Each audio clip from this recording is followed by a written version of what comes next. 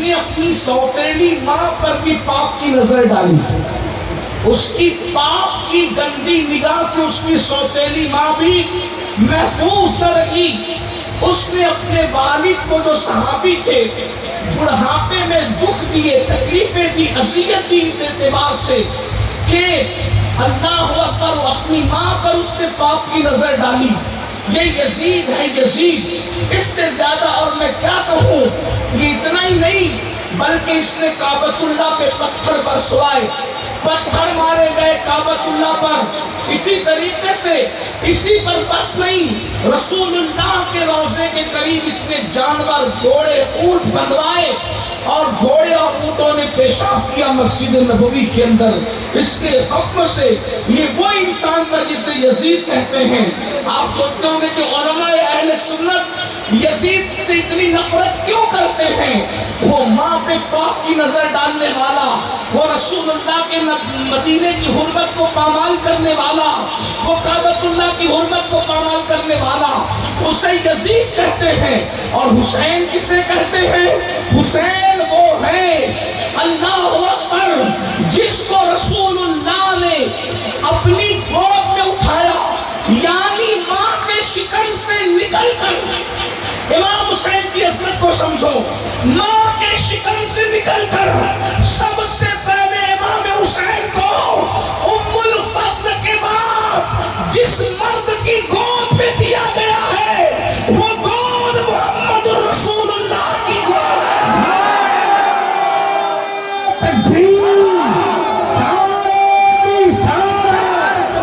شاید آپ اس عظمت کو سمجھ نہیں پا رہے تو میں جملہ کہوں آپ کے سامنے، اللہ اکبر، نبی کی گود کو سمجھنے کی کوشش کرو۔ اللہ اکبر، آپ سب ایمان والے ہو، عاشقان رسول ہو، بولو اونٹ کے چمڑے سے جو نالین بنتی ہے، وہ نالین اگر ایک منٹ کے لیے نبی اپنے قدموں میں پہن لے، نبی اپنے قدموں میں پہن لے، نبی اپنے قدموں میں پہن لے، تو ہم کہتے ہیں جو سر پہ رکھنے کو مل جائے نالے پاک حضور، تو پھر کہیں گے کہ ہاں تاجدار ہم بھی ہیں۔ نبی جس کو تلووں میں رکھ لے، نبی جس کو تلووں میں رکھ لے، اس نالین کا مرتبہ اتنا بڑا ہے، تو نبی جس کو اپنی گود میں اٹھاتے ہیں اس حسین کا مرتبہ یا حسین، یا حسین، یا حسین، یا حسین، یا حسین، یا حسین، یا حسین، یا حسین۔ کتنی عظیم ہستی ہے امام حسین، اور اتنے خوبصورت تھے، اتنے خوبصورت تھے کہ علامہ عبدالرحمن جامی اپنی کتاب میں لکھتے ہیں کہ امام حسین اتنے خوبصورت تھے، چہرہ ایسے چمکتا تھا کہ رات کے اندھیرے میں امام حسین کے چہرے کی روشنی میں لوگ جنگل میں رستہ طے کر لیا کرتے ہیں۔ سوچے کتنے خوبصورت ہوں گے۔ اسی لیے تو میرے امام نے کہا تیری نسل پاک میں ہے بچہ بچہ نور کا، تو ہے عین نور، تیرا سب گھرانہ نور کا۔ غور فرمائے کتنی عظیم ہے۔ اور ایک بات آپ کے سامنے اور کہہ دوں، ارے ہم نے اور آپ نے پہلی غذا کیا کھائی؟ ہمیں پہلا کھانا کھانے کو کیا ملا؟ پہلی غذا کھانے کیا ملی؟ تو آپ سب کہیں گے کسی کو کھجور مولانا نے چبا کر کے ہمارے منہ میں ڈالی، کسی کو شہد چٹایا گیا، یا کھجور منہ میں ڈالا گیا، یا شہد چٹایا گیا، یا زیادہ سے زیادہ اور کچھ میسر نہیں تھا تو ماں کا دودھ ہی پلا دیا گیا۔ کوئی پہلی مرتبہ دودھ پیتا ہے، کوئی شہد پیتا ہے، کوئی چبائی میں کھجور کھاتا ہے، لیکن میرے مولا، میرے آقا، میرے مرشد، میرے امام حسین کی عظمت کو دیکھو۔ جیسے ہی رسول اللہ کی گود میں آئے، ابھی حسین نے کچھ کھایا نہیں، کچھ پیا نہیں، رسول اللہ نے اپنی گود میں لیا اور نبی نے اپنی زبان امام حسین کے منہ میں دے دی، اور امام حسین اپنے نانا کی زبان کو ایسے چوس رہے تھے جیسے بچے ماں کا دودھ پیا کرتے۔ مدرسے میں جانے سے پہلے رسول اللہ نے اپنی زبان چسا کر وہ سارے علوم امام حسین کے سینے میں ڈال دیے جو اللہ نے میرے نبی کے سینے میں عطا فرمائے تھے۔ اب پتہ چلا امام حسین کون ہے؟ بس اسی پہ بات پوری کرتا ہوں۔ امام حسین وہ ہے، میرے آقا فرماتے ہیں حسین منی وانا من الحسین، حسین مجھ سے، میں حسین سے ہوں۔ احب اللہ من احب حسینہ، جو میرے حسین سے محبت کرے گا وہ اللہ کا محبوب بن جائے گا۔ اب بات بعد دوسری آ رہی ہے اور ختم ہو رہی ہے. توجہ کرنا, ہر انسان کے اندر حسین بھی موجود ہے اور یزید بھی موجود ہے. توجہ آپ کی بات آخری کر رہا ہوں, توجہ آپ کی, سب کی توجہ ہے, میرے نوجوان بھائیوں کی توجہ ہے, سب کا دھیان ہے میری طرف. اب بہت بڑی بات کرنے لگا ہوں, بہت بڑی. ہر انسان کے اندر ایک حسین موجود ہے اور ایک یزید موجود ہے. کربلا کی جنگ آخری مرتبہ کربلا میں نہیں ہوئی. کربلا کی جنگ ہر لمحہ ہو رہی ہے, ہر پل ہو رہی ہے, ہر ساعت ہو رہی ہے, ہر وقت ہو رہی ہے, اور دونوں موجود ہیں, دونوں موجود ہیں. امام حسین بھی موجود ہے, یزید پلید بھی موجود ہے. آپ کہیں گے وہ کیسے؟ میں نے کہا مجازن سمجھانے کے لیے ہمارے صوفیہ یہ کہتے ہیں کہ دل انسان کا, آپ لوگ آپس میں بات تو نہیں کر رہے ہیں, بہت اچھے سے سن رہے ہیں, لیکن بہت مشکل بات میں کرنے لگا ہوں صوفیہ کرام کی. انسان کا جو دل ہے, انسان کا, بولے انسان کا دل ہے, وہ انسان کا دل انسان کو نیکی کی طرف لے جاتا ہے. تو اس کو کیا کہتے ہیں کہ دل کیا ہے؟ دل حسینیت ہے. دل کیا ہے؟ بولو بھائی, دل کیا ہے؟ دل کیا ہے؟ حسینیت ہے. اور نفس انسان کو گناہ کی طرف لے جاتا ہے. نفس انسان کو کہاں لے جاتا ہے؟ بولو کہاں لے جاتا ہے؟ گناہ کی طرف. اس کو نام دیا گیا یزید کا. نفس یزید ٹھہرا اور دل کیا ٹھہرا؟ حسینی. اب دونوں میں روز جنگ ہو رہی ہے. بس آخری بات, میں نے کہا مجھے جانا ہے, لیکن آخری بات بہت قیمتی بات. اگر یہ بات سمجھ میں آئی تو میرا اور آپ دونوں کا بیڑا پار. روزانہ دل کے میدان میں یا روزانہ باطن کے میدان میں جنگ ہو رہی ہے. دل اور نفس دونوں قوتیں ٹکرا رہی ہیں آپس میں.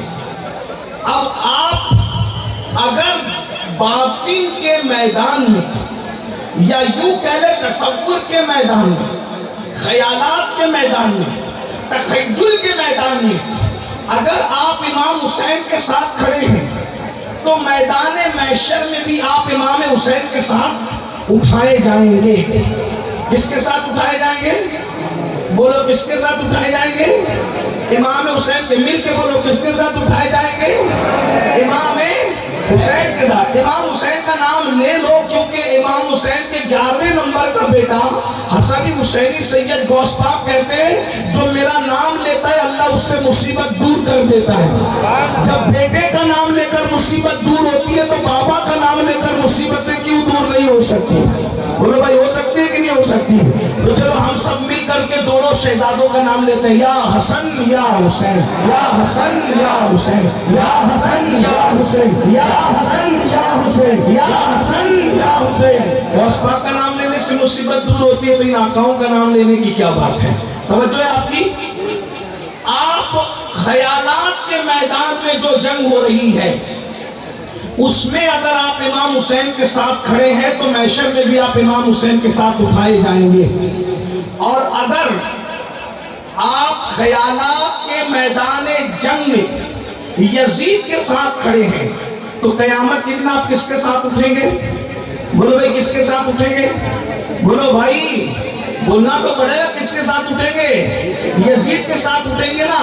اور آپ مجھے بتاؤ کتنے لوگ کا عقیدہ ہے کہ امام حسین جنت میں جائیں گے؟ بولو بھائی کتنوں کا عقیدہ ہے؟ الحمدللہ. اور ایک بات بتاؤں, امام حسین صرف جنتی نہیں ہے بلکہ جنتی جوانوں کے سردار ہیں. جنتی جوانوں کے سردار ہیں. ایسے اوتھینٹک, ایسے مستند جنتی ہے حسن و حسین, اللہ اکبر, کہ ان کے بابا مولا علی جس کو چٹھی دیں گے وہی جنت میں جائے گا. علی کے ہاتھ کا رکا جس کے ہاتھ میں ملے گا وہی جنت میں جائے گا, ورنہ کسی کا باپ بھی جنت میں جا نہیں سکتا. علی مرتضیٰ سے فرمایا میرے آقا نے, علی تو جس کو چٹھی دے گا بس وہی جنت میں جائے گا, مگر تو سب کو چٹھی دینا, ابو بکر کے دشمن کو کبھی چٹھی مت دینا. اہل سنت کا ہے بیڑا پار, اصحاب حضور نجم ہے اور ناؤ ہے, اتنا رسول اللہ کی. تو یہ گھرانہ کون سا گھرانہ ہے؟ یہ جنتی گھرانہ ہے. حسن و حسین شہزادہ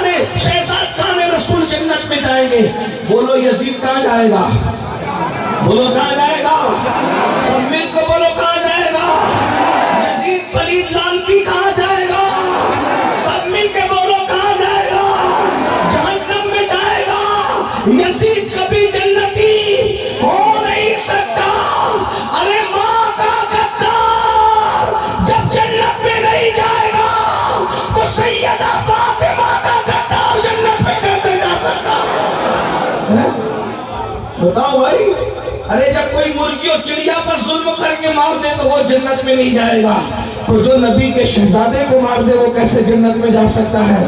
تو اب بتاؤ محشر میں جنتی کون؟ جو امام حسین کے ساتھ اٹھیں گے وہی جنت میں جائیں گے، بولو ہے کہ نہیں؟ اور جہنم میں کون جائیں گے؟ جو یزید کے ساتھ اٹھیں گے۔ اب جنگ ہو رہی ہے کہاں؟ میدان باطن میں روز جنگ ہو رہی ہے۔ ہم کس کے ساتھ کھڑے ہیں؟ اب میں آپ کو بتا رہا ہوں، کچھ بولنے کی ضرورت نہیں، اپنے آپ میں ڈوب کر سوچو۔ دل حسینیت، نفس یزیدیت، دل اور نفس میں دونوں میں روز جنگ ہو رہی ہے۔ اب سنیے سنیے غور سے سنیے، رات کو جنگ ہے، صبح کو جنگ ہے، شام کو جنگ ہے، دن کو جنگ ہے، اول جنگ ہے، آخر جنگ ہے۔ یہ نفس کی جنگ ہو رہی ہے، نفس اور دل کی جنگ ہو رہی ہے۔ توجہ میری طرف، آپس میں بات نہیں کرنا۔ نفس اور دل کی جنگ ہو رہی ہے، نفس اور دل کی جنگ ہو رہی ہے۔ نفس یزیدیت ہے، دل حسینیت ہے۔ اللہ اکبر، صبح سے آغاز کرتے ہیں۔ آپ کس کے ساتھ کھڑے ہو؟ جب فجر کی اذان ہوتی ہے، جب فجر کی اذان ہوتی ہے، الصلاۃ خیر من النوم، الصلاۃ خیر من النوم، نیند سے بہتر نماز ہے، نیند سے بہتر نماز ہے۔ دل کہتا ہے، حسینیت کہتی ہے چل چل اٹھ بستر چھوڑ دے اور نماز کے لیے تیار ہو جا۔ تو نفس یزیدیت کہتی ہے ارے ابھی سو جا، اتنی اچھی نیند آ رہی ہے، سکون کی نیند آ رہی ہے۔ بتاؤ مسلمانوں، تم کس کے ساتھ کھڑے ہو؟ اللہ اکبر، اس جنگ میں، نفس اور دل کی جنگ میں تم اللہ اکبر اپنے دل حسین کے ساتھ کھڑے ہو یا اپنے نفس یزید کے ساتھ کھڑے ہو؟ بتاؤ، اگر تم دل کی بات مان کر نرم نرم گدے چھوڑ کر، گرم گرم بستر چھوڑ کر نماز کے لیے مسجد آتے ہو تو تم حسینی ہو۔ حسینی، آج تم اپنے دل حسین کے ساتھ کھڑے ہو، کل قیامت کے دن امام حسین کے ساتھ تمہیں اٹھنا نصیب ہوگا۔ اور اگر تم نیند کے چکر میں نرم بستر نہیں چھوڑتے، گرم بستر نہیں چھوڑتے، تو تم اپنے نفس یزید کے ساتھ کھڑے ہو۔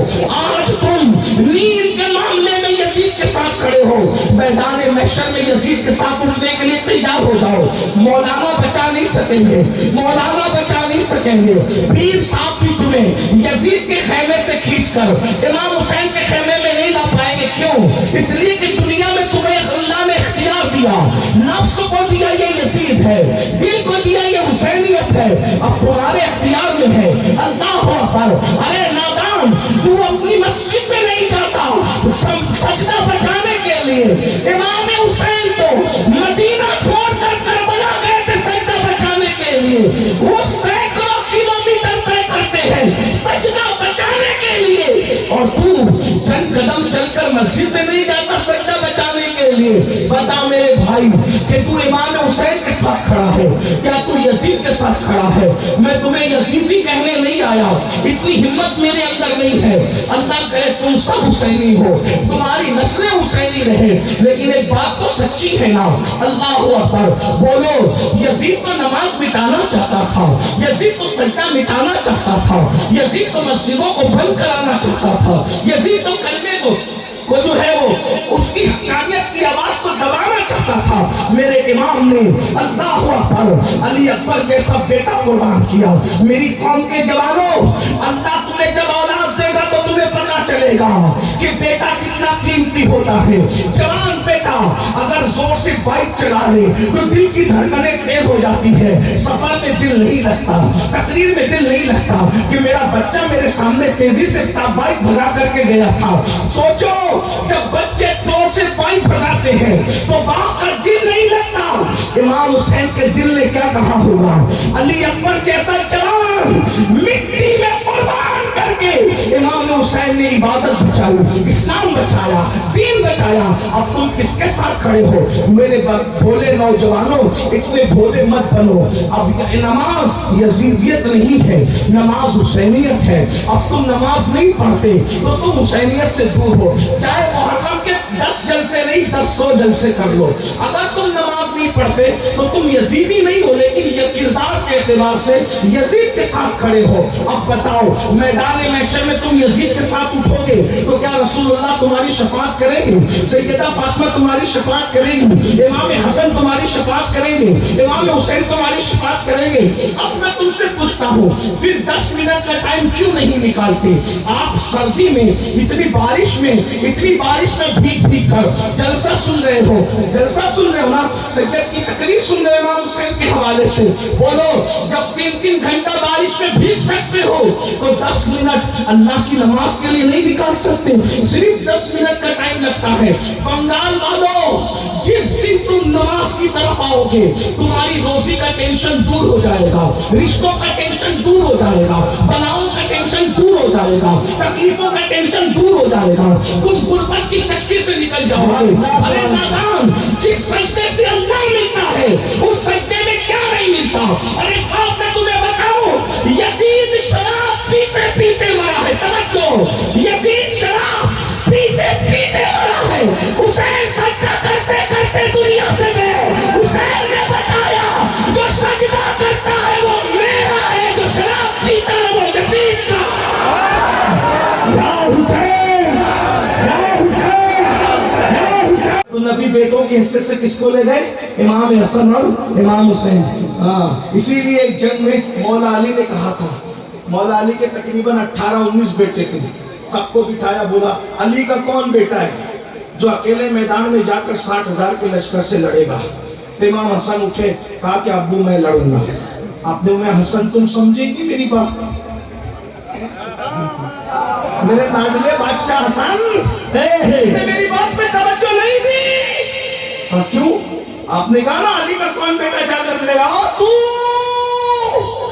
علی کا بیٹا کب سے پیدا علی سے ہوا ہے، مگر تو نبی کا بیٹا. میں نے علی کا بیٹا کہا کیونکہ جب اللہ نے کہہ دیا بنانا وابناکم کہ اپنے بیٹوں کو لاؤ، ہم اپنے بیٹوں کو لاتے ہیں، تو جب اللہ کے قرآن نے تجھے نبی کا بیٹا کہہ دیا تو پھر اپنے علی کا بیٹا کیسے کہہ؟ سبحان اللہ. پیدا علی سے ہوا ہے تو تو نبی کا بیٹا. میں علی کے بیٹوں کو کہہ رہا ہوں. بڑی لمبی داستان ہے. پھر اس کے بعد غازی عباس اٹھ کر بابا میں لڑوں، میں علی کا بیٹا ہوں. وہ بڑی لمبی داستان ہے، پھر ادھر نہیں جاتا. ورنہ مجھے تو ابھی تقریر ہی کرنا تھوڑا سا، چاہے وہ سوچ ہو رہی ہے کہ کہیں میری فلائٹ نہ چھوٹ جائے. صبح کی فلائٹ ہے ہمارے مولانا. جب امام حسین کربلا میں آئے تو صرف حسین نہیں آئے، کیسا میلہ لگایا شہزادہ حسین نے، حسین بادشاہ نے، کہ سارے انبیاء کی روح کہاں آ گئی؟ بولو بھائی، کربلا میں. صرف انبیاء کی روح نہیں، سید الانبیاء بھی تشریف لائے. سبحان اللہ. اس وقت ہمارے پاس حدیث موجود ہے، سیاہ ستہ کی حدیث موجود ہے. آئے اور حضور کھڑے ہو کے تماشا نہیں دیکھ رہے تھے، بلکہ بتاؤں کیا کر رہے تھے؟ شہیدوں کا خون زمین پہ گرنے سے پہلے نبی اپنے ہاتھوں میں وہ خون ایک بوتل میں جمع کر رہے تھے. اس پر تو روایت ہے ہمارے پاس، ام سلمہ والی روایت میں، اس کی طرف نہیں جاؤں گا، ابن عباس والی روایت. تو نبی موجود، سید الانبیاء موجود، سیدہ فاطمہ بھی موجود. بابا فرید نے اس کو بتایا ہمیں، سیدہ بھی آئی ہے. اور کیا کربلا ہے، حسین بادشاہ تو جہاں جاتا ہے تیری امی بھی تیرے ساتھ ہے. یہ بابا فرید بتا رہے. بابا فرید کہتے ہیں ایک خاتون نے خواب دیکھا کہ ایک عاشورہ کی شب ہے اور شب عاشور میں ایک خاتون ہے، روتے جا رہی ہے اور کنکر اٹھا کر دامن میں بھرتے جا رہی ہے، روتے جا رہی ہے اور دامن اٹھا کے کنکر میں بھرتے جا رہی ہے، روتے جا رہی ہے اور کنکر اٹھا کے دامن میں بھرتے جا رہی ہے. بابا فرید کہتے ہیں اس خاتون سے پوچھا گیا، مائی تو کیوں رو رہی ہے، تیرے رونے کی وجہ کیا ہے؟ تو کہا میں فاطمہ بنت محمد ہوں، نبی کی بیٹی فاطمہ ہوں، اور یہ کربلا کا میدان ہے.